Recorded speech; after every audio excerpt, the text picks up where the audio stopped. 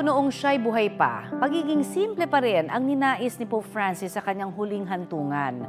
Ang mga habilin at kwento ng mga huling sandali ni Pope Francis base po sa salaysay ng kanyang healthcare assistant sa balitang hatid ni Ian Cruz.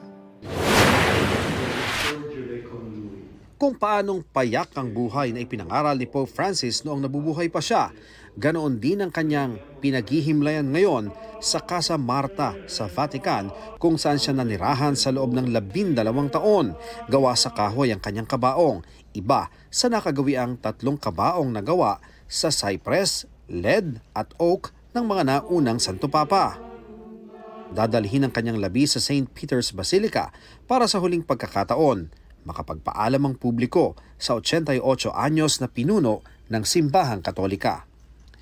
Sa habilin ni Pope Francis na isinulat niya noong June 2022 at inilabas ng Vatican, nais niyang mailibing sa Papal Basilica of St. Mary Major, kung saan nagdarasal siya bago at pagkatapos ng bawat apostolic journey. Payak lang daw dapat ang kanyang puntod, nakabaon sa lupa, at ang tanging nakalagay na mga kataga, Franciscus.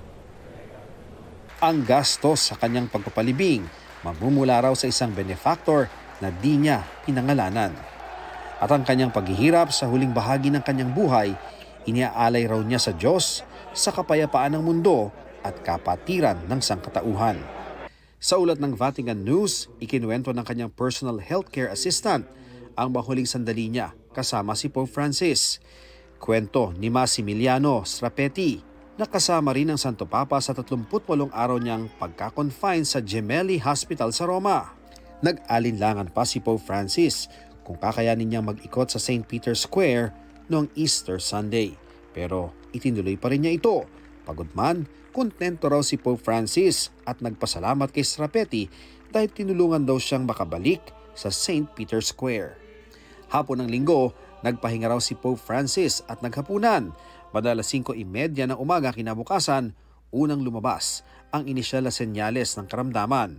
Matapos daw ang 1 oras, tila nagpaalam daw si Pope Francis kay Strapetti habang nakaratay sa kanyang apartment sa Casa Santa Marta.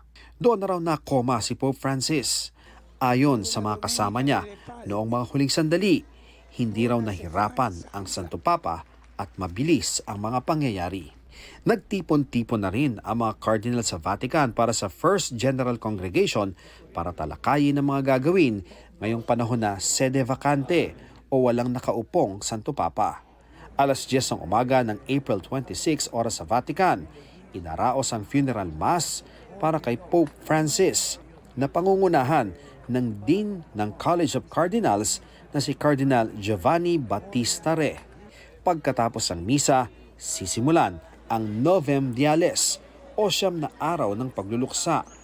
Mula sa St. Peter's Basilica, dadalhin ang labi ni Pope Francis sa Basilica of St. Mary Major para ilibing. Ian Cruz nagbabalita para sa GMA Integrated News.